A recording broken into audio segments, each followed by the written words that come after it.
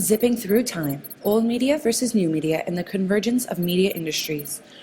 Welcome to 2016, the year of Leo's first Oscar, Netflix, and the transition to community mailboxes in Ottawa. As we surpass the future, as Doc Brown thought in Back to the Future, new media and old media have grown very far apart. Firstly, old media can be thought of the sources your grandparents and great-grandparents used to get their news and information. Print media was the first type of media and news outlet. Radio was the second prominent invention that was used throughout both world wars and brought families together. Families would sit around the radio at newstime and listen to the daily occurrences, and more importantly, the lack of education was not a problem because the radio did not require reading. Next came television.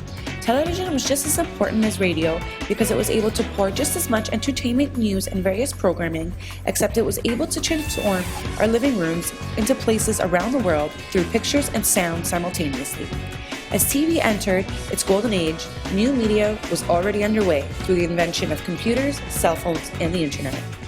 If we zoom to the future, most people use the internet, but most specifically social media sites such as Facebook and Twitter to read their news. Reading the news has become less important, and how many likes on Instagram now determines how popular and likable you are.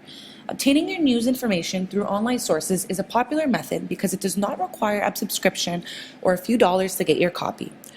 Through the perspective of Thomas F. Baldwin, D. Stevens McCoy, and Charles Steinfeld in their journal Convergence, Integrating Media, Information, and Communication, they explain convergence is a heroic attempt to document the current and fluid state of affairs in technological, economic, and political environments surrounding the evolving convergence of the broadcasting, cable, and telephone industries.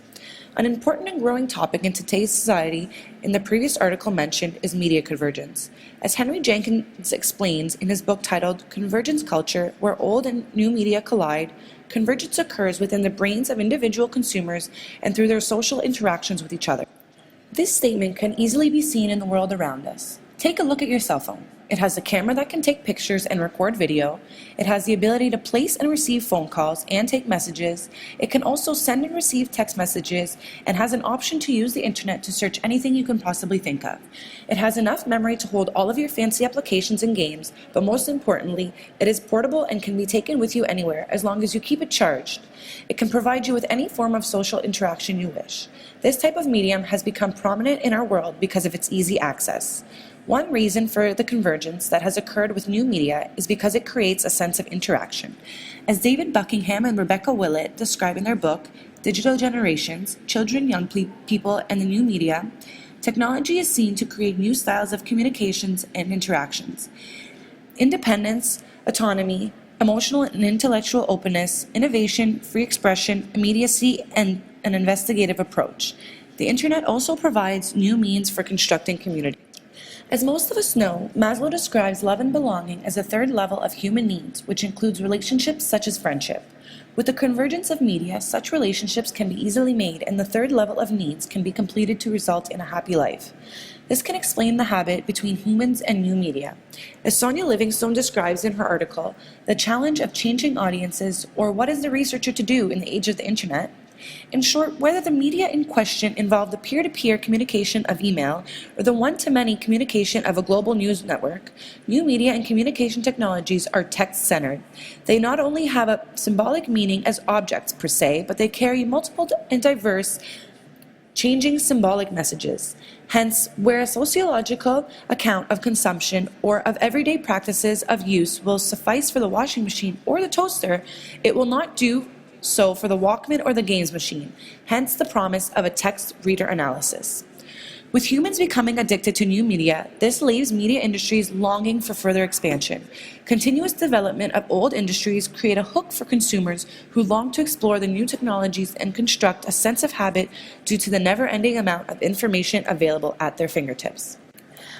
Andreas Nilsson, Urban Nolden, and Daniel Olson explain in their article, Mobile Media, the Convergence of Media and Mobile Communications, that as soon as a media channel proves to be either inaccurate or fragile, the consumer will abandon it for a more reliable alternative. This statement can be clearly translated into our current lives because in a recent study conducted by ComScore in 2011 states that 50% more Canadians were using smartphones by the end of the year than the year before. Social networking among Canadians has also increased by 2.7% between 2010 and 2011, and the time spent on entertainment purposes online has increased by 5%. In Tim Dwyer's book titled Media Convergence, he sums up the topic by suggesting that the term mediatization is the main component to media convergence. He explains that the term is used to reference experiences of how the media are implicated in the production and the transmission of messages about convergence and changing media industries. As we soar through this digital renaissance, we can easily pinpoint the effects in traditional communication. Although media convergence has reduced many communication expenses, the lack of social interactions can become problematic. Other obvious effects can include addiction, laziness, and online crime. This type of fundamental change in the world has represented the most significant shift in production and distribution of public information to date.